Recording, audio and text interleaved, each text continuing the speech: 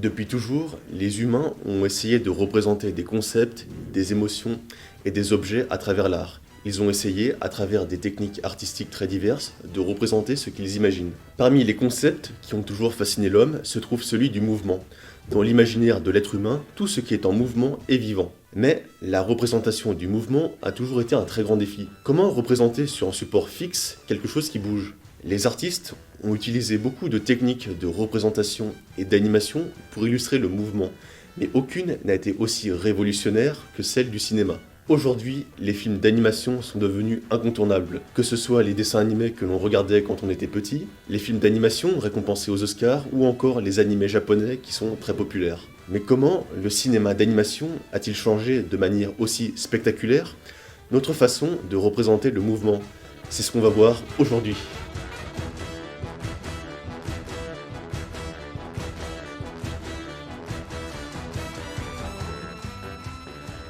Les premières représentations du mouvement datent de la préhistoire, notamment à travers les peintures rupestres où les hommes préhistoriques représentaient les animaux qu'ils chassaient ou fuyaient. Bien que cela n'ait pas été prouvé, le fait qu'on retrouve plusieurs fois le dessin du même animal les uns à côté des autres laisse à penser qu'on ait voulu représenter le mouvement de cet animal. Le premier exemple concret d'animation que nous avons date du Moyen-Âge. Le théâtre des ombres utilisait des figurines en 2D. Elles étaient éclairées avec des lampes à huile, projetant leur ombre sur un mur ou un écran. Vu qu'elles étaient attachées à une tige, on pouvait les animer. Ce moyen permettait la création de petites histoires, comme un petit théâtre. Ce système, qui vient d'Asie, s'est exporté à travers le monde et l'Europe. Il y a eu ensuite le théâtre de marionnettes qui a été inventé en Égypte et en Asie. Ce système permettait d'animer des figurines en 3D. Il y avait plusieurs moyens pour le faire, comme par exemple des tiges, des fils ou encore à la main. C'est grâce aux avancées scientifiques de la Renaissance que les progrès d'animation vont se développer. Au XVIe siècle, les scientifiques ont inventé le premier projecteur de l'histoire, appelé la lampe magique. Au cours du XIXe siècle, des appareils optiques seront inventés pour projeter et faire défiler des suites d'images et de dessins. L'un des plus célèbres restera le théâtre optique d'Émile Reynaud. À l'aide d'un appareil optique, le praxinoscope, Émile Reynaud organisait des événements comme des pièces de théâtre dans lesquelles il projetait des suites de dessins qui créaient de petites histoires. Émile Reynaud est le pionnier du dessin animé avant même l'invention du cinéma. En 1880, le Britannique Edward Muybridge inventa un appareil optique, le zoopraxiscope, qui était capable de faire défiler des suites de photos. Et enfin, en 1895, les frères Lumière ont inventé le cinématographe, marquant les débuts du cinéma. Les débuts du cinéma d'animation remontent à la fin du XIXe siècle.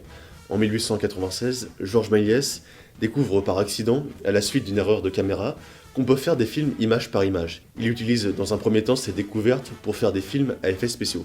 Le premier dessin animé de l'histoire a été réalisé en 1908 par Émile Cole. Il s'appelait Fantasmagorie et a été réalisé avec 700 dessins photographiés les uns après les autres. Dans les années 20 et les années 30, il y a eu beaucoup de progrès dans le domaine de l'animation. Walt Disney a créé les premiers dessins animés sonores, comme par exemple Steamboat Willie en 1920, ou encore les Silly Symphony qui sont à l'origine de la couleur dans le cinéma. Dans les années 40, Disney ont créé les premiers longs métrages d'animation, comme par exemple Blanche-Neige et les Sept Nains, et sont devenus les leaders de l'animation grand public. Les frères Fleischer sont devenus leurs plus gros concurrents, notamment avec le dessin animé à succès Popeye. Les grandes compagnies de cinéma tenteront de développer leur potentiel d'animation. Chuck Jones, l'inventeur des Looney Tunes, rejoindra la Warner, tandis que William Hanna et Joseph Barbera, à l'origine de Tom et Jerry, rejoindront la MGM. C'est à cette période que Tex Avery connaîtra un grand succès avec ses courts-métrages brisant tous les codes, destinés à se moquer du côté enfantin des dessins animés de l'époque. À partir de 1958, les dessins animés ont quitté le cinéma pour intégrer les chaînes de télévision. C'est le début des émissions pour enfants. C'est à partir des années 80 qu'a eu lieu la révolution du numérique. Disney a essayé de réaliser une première fois un dessin animé en images de synthèse en 1982 avec Tron, mais cela a été un échec.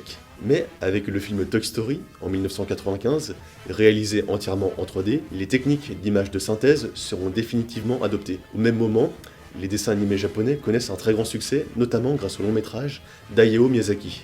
Les studios DreamWorks et Pixar ont vu le jour grâce à la révolution de la 3D et ont connu de très grands succès, notamment Shrek, Le Monde de Nemo, Cars ou encore Kung Fu Panda. Simultanément, Disney utilisera aussi l'image de synthèse et connaîtra de grands succès, notamment avec La Reine des Neiges en 2013.